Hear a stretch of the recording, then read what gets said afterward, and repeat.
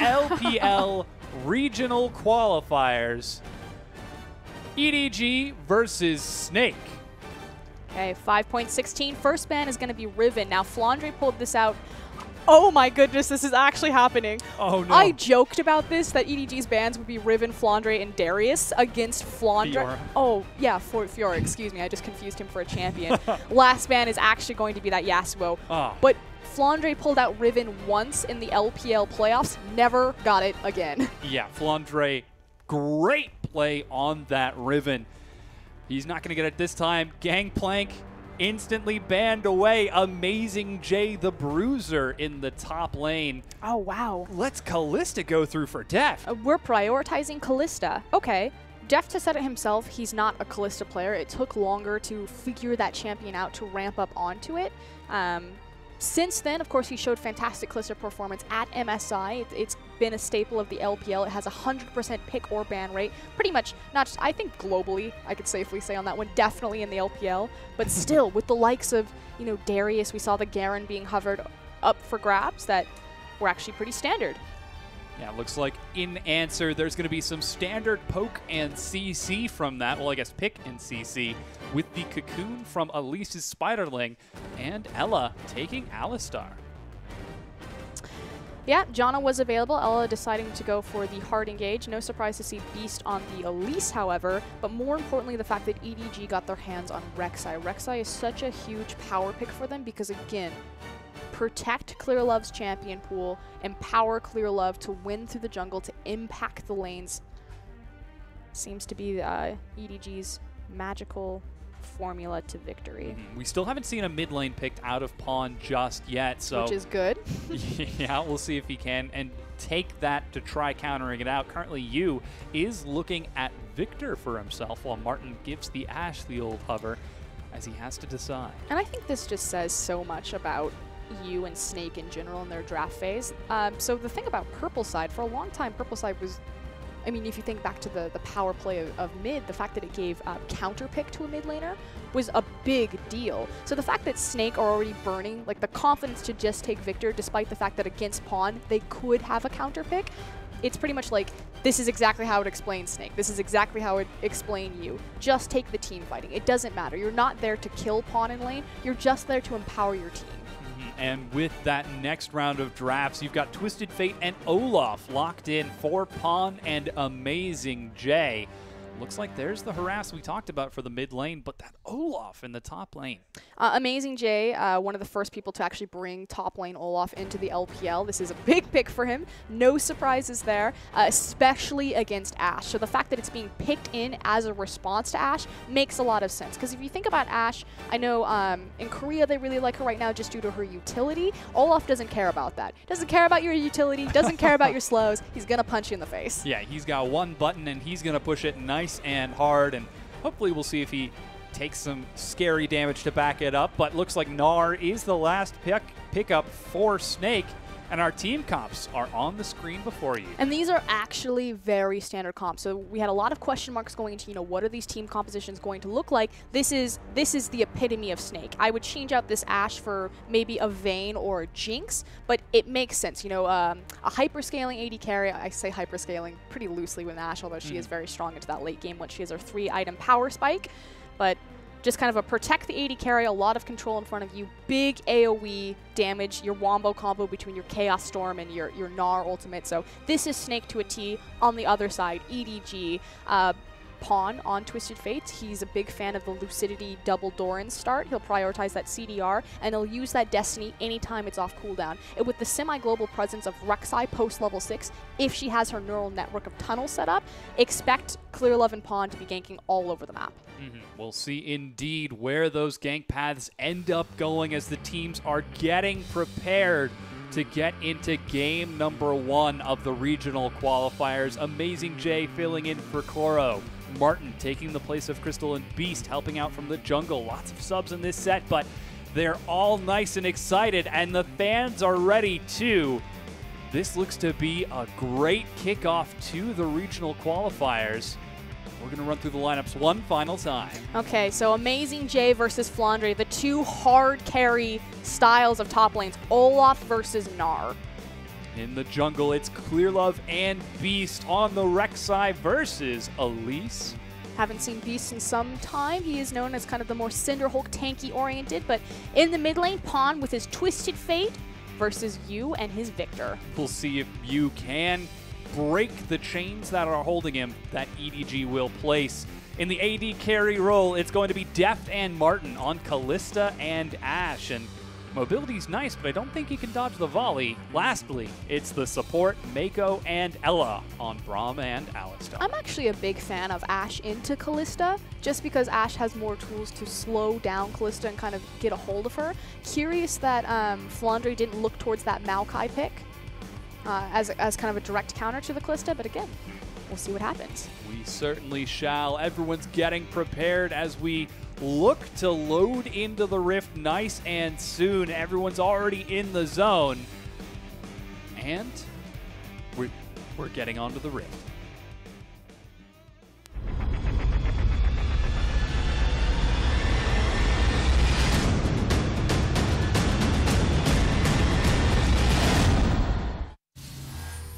And we have made it onto the Rift for game number 1 of the LPL Regional Qualifier. Deep invade from EDG looks to find some wards. They're going to be spotted, though, by Snake. And nice safe recall from Martin keeps him out of vision for now. But, oh, he's recalling awfully close to that bush. He's spotted them out, though. And he's sitting in Fog of War. Okay. I'm no surprised to see such an aggressive invade from EDG. They have Braum, they have Kalista, so their level 1 is incredibly potent alongside Rek'Sai, so invading with that Braum Q. See if they're actually going to stay around and take the blue buff, however. Yeah, we'll find out if they decide to go for an invade. Try to start it out. Looks like it's going to be matched by Beast on the far side of the map, and Martin and Ella head to the top.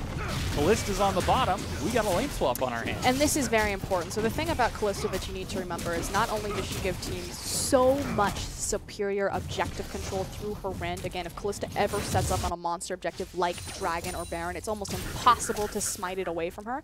But her lane phase is so incredibly oppressive with just the bonus magic damage, especially when you have a Braum there. So no surprises to see Martin and Ella dodge that one out. Alistar doesn't do too well in kind of a 2v1 style of scenario just because he's not very good at pushing down towers, but we'll see if Ella gets unlocked here and is able to impact that mid lane. Yeah, we'll see where Ella ends up going as the invade continues. Mako even helping out a little bit with this clear, leaving Kalista a lot of solo experience.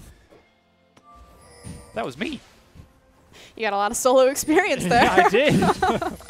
That was one solo experience, I'll tell you about that, but Ping's now going down onto the Scuttle Crab as it looks like they're going to continue looking for jungle control. But this is pretty standard GG. Snake are also kind of prone to lane swaps, and you think if you have such a hard carry-oriented top laner, why would you ever lane swap him? And it goes to the trust that Snake have as Flandre to pick up farm during the mid-game. But we do see a very early dragon going down for EDG. Yeah, they are clearing that dragon out nice and fast. Looks like Mako is mostly taking that up for now, and EDG, as we mentioned, looking to control those early objectives. Yu has to be very careful here. Pawn has held the wave. And we could see kind of a 3-man gank, which is why you see Yu posturing on the very top side, playing to his strong side of the map, because he expects EDG to roll into his lane with 20 members. Well, they are not doing that quite yet. Looks like they're going to go ahead and clear out through their own jungle, get that nice vertical jungling coming across, and no crazy action happening just yet, though, as I say it, once again, Elise, Alistar, and Gnar look to head back towards that mid lane. Might they be looking for a dive? This is the EDG special that Snake are about to pull on EDG. So I talked about every single time Snake and EDG play, they put you on someone very low mobility and they just dive him relentlessly. So he's trying to push the wave in, although I don't think he's timed it well enough as we see the back start out from Snake. Yeah, it looks like the wave is bouncing back in Pawn's favor, and you, despite putting out as much harass as he humanely augmented as possible. Wow, those were a lot of words. Best, awesome, first. Isn't quite able to clear the wave in time. And finally, we're going to see Flandre head down to get some experience. Now, he is Level 3 gets clearing out quite a bit, but again, his jungle is being poached by Mako and Clearlove. Still relatively even, however, with Amazing J. Not one advantage too far one way or the other has been given to either top laner. Of course, Ella, we were talking about, you know, will Ella be locked on this Alistar since the lane swap has been initiated to impact the mid lane? And no, instead it's going to be a duo, Gnar versus Ali in the bottom. But meanwhile... Yeah, Amazing J looking to head back to the top lane. Level 3 to the level 5 Ashe, and he's still able to zone her way. Perhaps a portent of what's to come, but...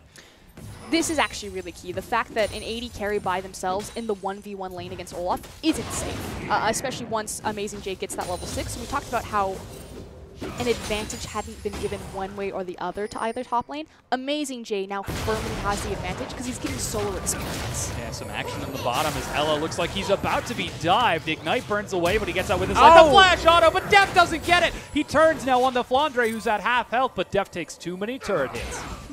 The triumphant roar coming out pretty big right there for Ella on the Alistar. They do burn the flash, however. That said, you're trading Kalista flash for Ali flash. EDG, very aggressive in this bottom lane. We can already see a bit of a CS difference open between Deft and Martin. They haven't been laning against each other, but Martin does have the displeasure of laning against Olaf on his side. Recall out of Pawn. Looks like he is going for something a little bit more standard in this game, as he's got a Fiendish Codex and a Forbidden Idol, not the Lucidity Boots rush. Still prioritizing his Morelos, however. Yeah. So, and I think this is fine for Pawn, the fact that EDG, you know, they have the early dragon control. He doesn't need to make that many early map movements with his Destiny, so the added CDR as well as the mobility isn't as priority for him. It's more just sitting in the lane, continually farming. Like, he's not a player that if he has an advantage, he's going to look for the 1v1 kill. He's more than happy just to sit back and farm it out towards late game. Here comes the arrow, though. Yeah, looks like we could see a dive on the other side. There As I are say. 4 members under the turret. It comes across the map. It is going to hit Deft under the turret. He can't toss out the ultimate. Finally, he succeeds, but Beast and Ella are still alive. Finally, he goes down. That's 2 kills, 3 kills. EDG, they've got him on Amazing J. And as I say that Pawn's not going to be looking for kills, he destinies down into the bot lane with an amazing teleport from Amazing J, but hold on. Oh, the fight's not over. 3-man flash over the wall. Welcome to China. That is 4 kills in 7 minutes for EDG. And this is what I was talking about in that Invictus gaming game. That wasn't EDG. That's not how they normally play. This is how they normally play. Yeah, this is EDG playing a style that has been sorely missed, and this might be the beginning of that addition to their foundation. Early control through the jungle, they had the priority on the dragon. Then it's about grouping up and making tight skirmish plays around the map. The fact that they were able to play with the teleport because their TP was from the top side, whereas Martin could only give the enchanted crystal arrow across map. Yeah, he was able to hit Deft, however, Deft was not taking turret, and unfortunately it only ended up stunning him for just a little bit. However, you've got to start wondering for Snake. 8 minutes in, they're looking across from the EDG that dominated the LPL split, and you've got to start wondering, uh-oh, how do we deal with this? This is terrifying. Amazing J is 3-0-1 right now. Made his back, has the Phage item in his back pocket right now, so looking towards that Black Cleaver. Flandre's in a whole heap of trouble. Yeah. You can see Flandre trying to kite it out as best he can, trying to actually shove the wave forward, prevent Amazing J from getting too much CS. He's trying to create space for Beast here to sneak into the back of the lane. So he wants to bounce this wave as quickly as possible. Here comes Clearlove. Amazing J looking for some action. The tier 1's gone, however. Flandre goes in, but Amazing J's going 1v2. He's taking a lot of damage. Here comes Clearlove. Will he be able to get the knock-up onto Beast? Flash dodges the axe. The ultimate wears off. Amazing J is going to hunt it down and chase it while Clearlove hunts down Beast. Destiny Gate is going to get Twisted Fate in there. Amazing J goes down. He's shut down by Flandre, but Flandre's got nowhere else to go. Clearlove chases Beast down to his death, but Yu catches up on the far side. Pawn misses the card. He's going to end up finally getting the kill, but almost goes down to the AoE. He does not indeed. 7-1 EDG. So what starts out as a 2v2 actually goes in Snake's favor until 3v3 shows up and EDG clean up the back half of that fight, and just in time for Dragon. Yeah, that was perfectly timed for EDG. This is the team that controlled the LPL split. This is the team that people were afraid of facing in the standard brackets. But this is what we talked about, resilience. Would EDG be able to bounce back? What would their draft phase look like? The fact that they weren't priority picking that Twisted Fate, picking Pawn blind into his matchup. The fact that they understand where they're strong, grab the Kalista, look for the Dragon objective control. So draft phase, night and day, so much stronger. Yeah, great set so far out of EDG. This game isn't over quite yet, however. It is a 4,500 gold lead for EDG 10 minutes in, but they do have the late game victor. They do have a strong scaling Ashe. It's going to be tricky for Snake to get back in. The scary thing right now is the 5 Dragon win condition, because EDG prioritized that first Dragon so early on because they have the Kalista. Yes, we're just on Dragon 2, but EDG have won so many of their games through this objective. Yeah, that's going to be a 28-minute Dragon 5, one of the earliest I've ever even heard of. And EDG would be the team that can pull this off. A forward ward spots out Pawn in the mid lane, as he has now completed his Morellonomicon to use Fiendish Codex and Tier 1 upgrade of his Hex Core. Amazing J is pushed so far forward, but I think he's fine with it. He's Olaf. I mean, it's safe on an elongated lane phase just because he has his ultimate available to him, so he can pretty much run out of anything. Should be noted that his flash is down, and the fact that he took flash on Olaf versus the Ghost. But see if he's going to continue to push that one up. He is getting a lot of space just because Pawn is doing a good job pushing against you to make sure that Victor can't roam or leave the lane. Yeah, he's trying as best he can, but there goes Clear Love. He slips into the jungle. This is a tricky situation. The rest of Snake are coming down. They're going to end up collapsing onto Clear Love. He just now spots them, tries to make it over the wall. He's caught in the gravity field. You is not going to be able to get out, but Clear Love gets destroyed. Shutdown gold picked up by Ella. Really nice deep warding, or not deep warding, but defensive warding from Snake right there to spot Clear Love out of position, and just a great gravitational field. The fact that he placed it right on Clear Love's W, knowing where he's going to pop out. Shane CC'd that with the Enchanted Crystal Arrow. Unfortunate that Ella picked up the kill gold for it. Yeah, that was actually Beast who ended up securing it. That was my mistake, but that is Snake still in this, collapsing defensively, falling back and not letting themselves lose any more objectives, lose any more vision. Should be fairly important, though, that we appear to be having a dive. Clear Love using the Void Rush to quickly get back into position, but Beast responding in kind. Yeah, it looks like they could be setting up for this. Fun. Beast gets caught out. There's the teleport Destiny Gate. Everyone's headed to the top. Martin gets the first kill. He's going to end up going down to Mako. They're turning now onto Beast. They're going to shut him down. CC Lock destroys him while Def kites around the far side of the turret. Flandre flashes the wall, but it's not enough. He goes down. Def nets his first kill of the game as well. Pawn catches Ella. Ella takes another auto attack. Amazing J finishes him off with some Graggy Ice. But this is what we talked about as far as the compositions. The big difference is that Twisted Fate can get there and Victor cannot. And that's what we're seeing over and over again from EDG. Anytime the teleport cooldown is off for Amazing J, we suddenly have all 5 members across the map. Yeah, this is amazing play from EDG. You trying to make the best of this situation, but he just cannot keep up with Pawn, who has been all over the map. He's still not quite level 10. Finally just now gets it, but 0-2-1 with a 10 CS lead to 2-0-7. EDG are playing this game out the window. This is fantastic. And I wanted to check in on Pawn's itemization. So we talked about how he really popularized the Lucidity Boots rush on Twisted Fate, and this time around he went for the Morellos. It's because he has Merc Treads right now, which is in a direct response to, yes, we were bringing a lot of CC from Snake, but I mean, we're so used to seeing Gnar and Victor, but that I feel like this is in a direct response to Ashe in particular. Mako dropping a ward, plays it safe, and doesn't face check a bush with 3 people. Flandre was even down in that bottom lane. That would have been a 4-man quick turnaround, but doesn't quite look like that's the case as Mako plays it safe and Amazing J continues to split on the far side. Snake clearing up some vision around the Dragon. It's 90 seconds until the next one. They could look for a pick on the pawn, but he's still playing safe. That's the key word here, pick, because that's how Snake get their foot back into this game. I do not think that they can look for a full 5v5. I mean, that said, EDG's composition is still very reliant also on pick with that Destiny, because it's not like in the middle of a 5v5, Twisted Fate pops his ultimate is like, this'll win me the game now. Yeah. So the Arrow versus the Destiny and how it's going to interact on this. But again, if Callista ever gets set up on a Dragon, and she starts getting her Rin stacks in, you pretty much forfeit that objective. Yeah, this is a tricky situation. Doesn't look like they quite have control over the pit anymore. Some forward pressure out of Deft and Mako as Pawn looks to siege down the mid tier 1, the last tier 1 standing. Mako dodges forward. The last turret is going to fall. The Destiny Gate looks like they're going on to Flandre. He's caught out by the stun. Amazing J's on his face and destroys him. Pops him before the Meganar is able to push, and now we have EDG all rotating towards that top side because the wave is waiting. Yeah, this is a scary situation for Snake. They're looking now for their first tier 2, 15.5 minutes in.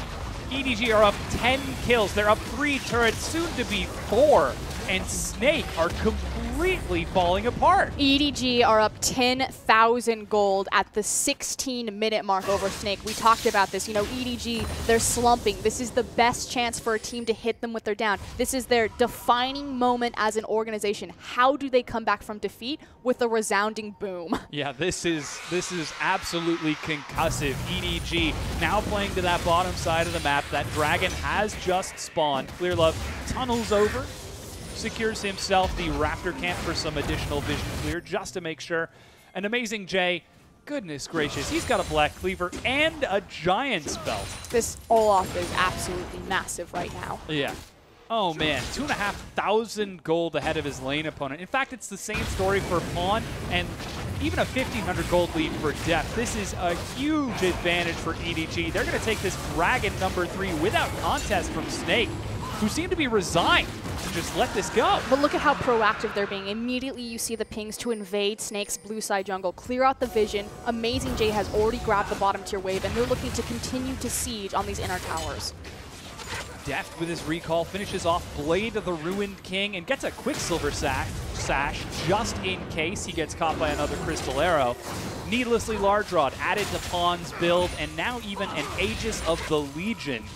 EDG are shoving forward once again. They've got the items to make this happen. They're so far ahead of the clock, and so right now it's just about sieging these inner towers. You already have the advantage from the top lane. So what you do is you ward in between your 2 pressure points, your mid lane and your bottom lane, and you just continue to shove and to chip away. Now Snake will try to cut in between their jungle because it's the fastest, quickest way in between these lanes, and eventually EDG will make the pick there, and it'll translate into a tower.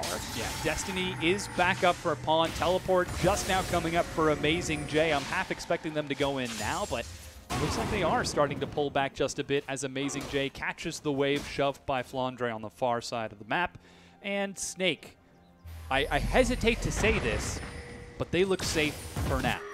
Yes, it's when you speed and ramp the game this quickly, it is fairly difficult to siege safely into inner tower still, but here comes Destiny. Oh, there's the Destiny Gate. They dive onto Martin.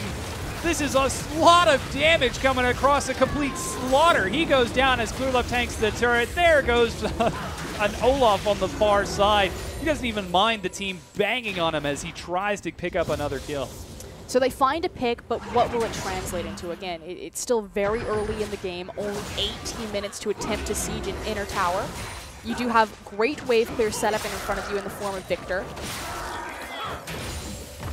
Yes, this is a scary situation for EDG to try breaking the siege, but they are splitting I pretty think successfully now. They're reliant on Baron right now, so Baron will be spawning soon. I think at this point, EDG pick up their vision off of the bottom side of the map, translate it into Snake's red side jungle, and possibly look to see if they can burn down Baron quickly. That said, that's a big opening for Snake. Yeah, they will be able to secure their own blue buff, maybe, if they manage to let EDG go to that side of the map. Amazing J's looking for the axe. There are 4 members there, 5 members there, and he's able to zone them away. He's bought a lot of time for his team, been about 40 seconds, but some recalls coming across. Looks like the Zanyas has now been picked up by Pawn. Yep, that Krug camp is still there. Secure, Martin. Yeah, he knows that Krug camp is there, but Callista now completing tier 2 boots. I mean, we're frankly at the point where it took Snake 5 members to secure their own blue buff. Like, yeah. 3rd rotation blue buff. This is EDG looking so incredibly strong. Amazing J looks to set up a recall. They set the Destiny on the bottom side. We have the Sheen already up and live from Pawn, so this is what we're going to do. We're playing around the Baron pressure point. Pawn's going to create another pressure point in the bottom side, and we're going to make Snake choose. Scary situation. Teleport's available for Flandre, and he's running to try to catch Pawn as he shoves forward. A ward will go forward as Pawn gets some damage onto this tier 2. Here's Flandre. He's finally going to spot it out in time. That turret's taking a lot of damage. And the turret's taking a lot of damage. Flandre is taking a lot of damage. That's level 13 to level 10. Flandre's sitting on Black Cleaver and some Ninja Tabi. Not going to help too much against Twisted Fate as Pawn looks for the dive here and chunks Flandre out. He doesn't care to go. Oh, goes for the kill. Is he going to be able to get it? Not quite. Meganar keeps Flandre alive. There's the ghost as Beast shows himself on that side. Pawn lands the stun, but it's dodged by Beast. He's going 1v2. He pulls 2 members to that side. This was a mistake. They should have just immediately committed onto the Baron from here, especially since they saw Beast commit to the bottom side, knowing that the smite was across map. So, bit of an error and a misstep from EDG. They do still have a fairly large lead over Snake in this set. Dragon's going to be up in 90 seconds. That would be their 4th. 22.5 minutes in, and there's the Baron. I do want to point out Snake's ward here. I call this the Baron Gate ward. This pink ward does not see this, and it's a great ward because obviously they're going to pink the pit, so you know when a team is doing Baron. So again, this is Snake's chance. Ooh, the arrow narrowly misses there, and here goes Amazing J. Elo with a great knockup. Mako goes slow, but he gets pulled out. Amazing J's trying to kite around from the side. Mako goes in despite being at no health. He's still alive as they pick up 1 kill, 2 kill. Yu is running for his life. He gets caught by the slow. Another axe lands, and Yu is running as fast as he can away from this freight train of an Olaf. EDG pick up 2 kills and back away. EDG rampage through Snake, but do they have the health bars to turn towards the Baron? I personally think that this is suicide. Yeah, they're starting to recall now. Don't want to take any chances with this set just yet. Some wards being dropped to play it safe. And this goes back to the primary mistake. The fact that Pawn was able to drag 2 resources from Snake, get Beast and Flandre's attention. That was EDG's moment to look towards the Baron. They wasted Pawn's cooldown on both his Flash, his Ghost, and now they forfeit their chance at Baron with that team fight. Dragon is up in 20 seconds. Again, this is the 4th for EDG. We'll see if they can control that objective as successfully as they've controlled all the others. Hawkshot will spot out Clear Love, and now he knows that Ashe is in that area as well as EDG are rushing to that side. Teleport not quite up for Amazing J, but it's going to be soon. EDG continuing to run away with this game as the Dragon immediately started by death. And we talked about that really early 5th Dragon win condition for EDG. This is what Callista really unlocks for these teams. The Dragon is destroyed by that Callista. That's going to be a 29-minute 5th Dragon at this rate. Destiny is used. Pawn goes in. They've caught out Yu. They don't quite have enough to stun him out. The arrow finds Pawn. There's going to be a cocoon to follow it up, but he's still alive. Beast tries to chase him, but he can't quite find it. He gets out with his life, but only barely, and Yu was picked off. So the arrow comes through, it does find Pawn, but Clearlove does a great reactive play, getting onto the backline with the Unburrow and knocking up CCing 3 members. EDG continue to press forward in this game. 23 minutes in with a 13,000 gold lead. They're having difficulty breaking the tier 2, but if they continue to push with these picks, I don't think it'll matter soon. EDG are running a breakneck pace game. Yeah. This is so quick, so ramped. And this is what we were talking about. You know, the LPL meta is about acquiring as much standing gold, structures, towers, as quickly as possible, rotating your bot lane from lane to lane to lane, and then getting this massive surplus ahead of the clock into 5v5 skirmishes. Ooh, looks like Yu not quite on top of the wave just yet. Means he's going to lose the second tier 2 of this set. Clearlove takes some big damage, however. He's got to be careful. They're trying to chase him down. Boomerang is going to miss. Will he get the hyper passive? Boomerang finally is going to hit. There he goes. Clearlove's caught. He gets shut down. Yu's even the one who gets the kill. Trades his life for an inner tower, still completely worth. And the next big objective on the map for EDG is going to be that second tier mid tower and Baron. Deft so very strong in this set. 1-0-7. Now completed his 2 items, and the Quicksilver Sash is so very scary. It's going to be tricky to keep him locked down. And Pawn, who's been looking for pick after pick after pick, has now finished off his Lich Bane. The ramping coming out of EDG is so hard, and Snake are barely keeping pace. There goes the Destiny Gate once again. They're going to fight for this one. Teleport and Pawn, they're in the fight. Yu is destroyed. He chases forward barely 10 feet to catch Flandre. The stun is going to land. Flandre is so low. He gets knocked up by Mako. The stun locks him out. Pawn, another kill. Deft hunting down Beast. He wants another one, but eats a stun to the face. That doesn't even slow him as he Quicksilvers to cleanse it. They're trying to dive, but they can't quite catch up to the Ashe. 4 kills for EDG. EDG massacre Snake. They're tearing through the front line. You can't even get the composition set up correctly for Snake. There's nothing they can do at this point. This is close to a 20k gold lead. Yeah, they're 17 kills ahead on the Baron right now. Martin's headed over there, but that is not a safe place to be with EDG. So far ahead. EDG's motto is fight back with results. I think that speaks for itself here. You know, everyone was looking at them. They apologized in the regular split for dropping 2 games against Unlimited Potential. They lost 2 best-of-5s back-to-back in the playoffs. LGD and Invictus Gaming, everyone was kind of looking at EDG. What's happening? What's going on? Are they able to come back? Is this the downfall of a dynasty? And with a resounding no, they answer in game 1. They certainly have so far. The game's not over just yet, but EDG are 17 going on 18,000 gold ahead. They've got 4 dragons. They're timed for a 29-minute 5th dragon. They've already got Baron buff. Split pushing across all 3 lanes. Snake are floundering. Snake has... It looks like Snake has no idea what to do. Amazing J is dancing.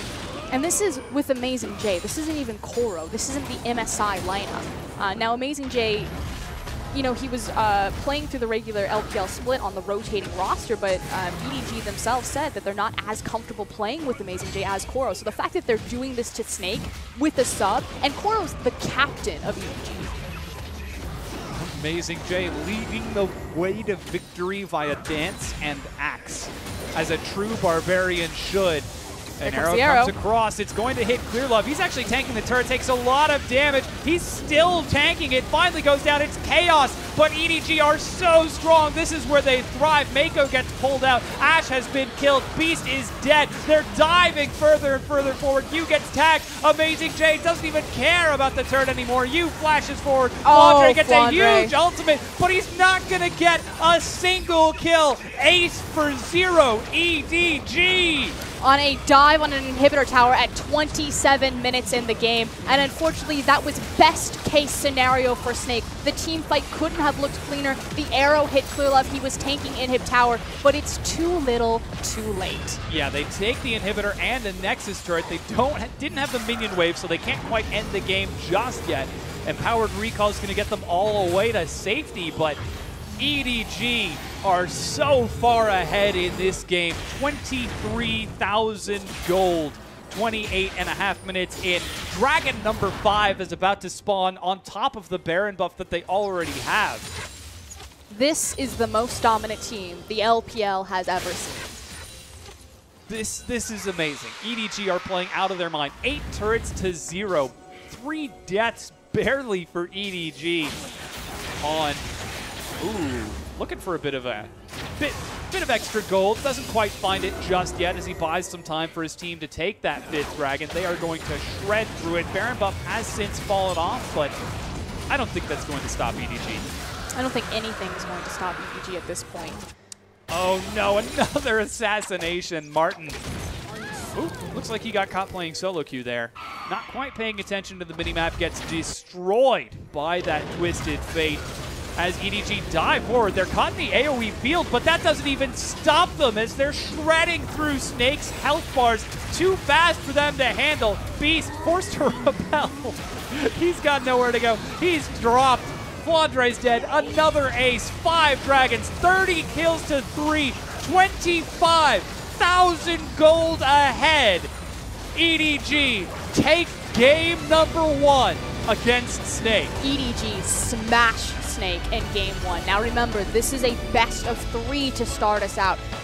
You just need to win 2 sets, a best of 3 and a best of 5, and you're representing the LPL at Worlds. Yeah. This is very big for EDG. They need this win. The defining moment for the organization. How do they come back from defeat? What does EDG look like after LGD and Invictus Gaming? And the answer is terrifying. Yeah, this is an absolute monster of a team that we're seeing. And Snake, you just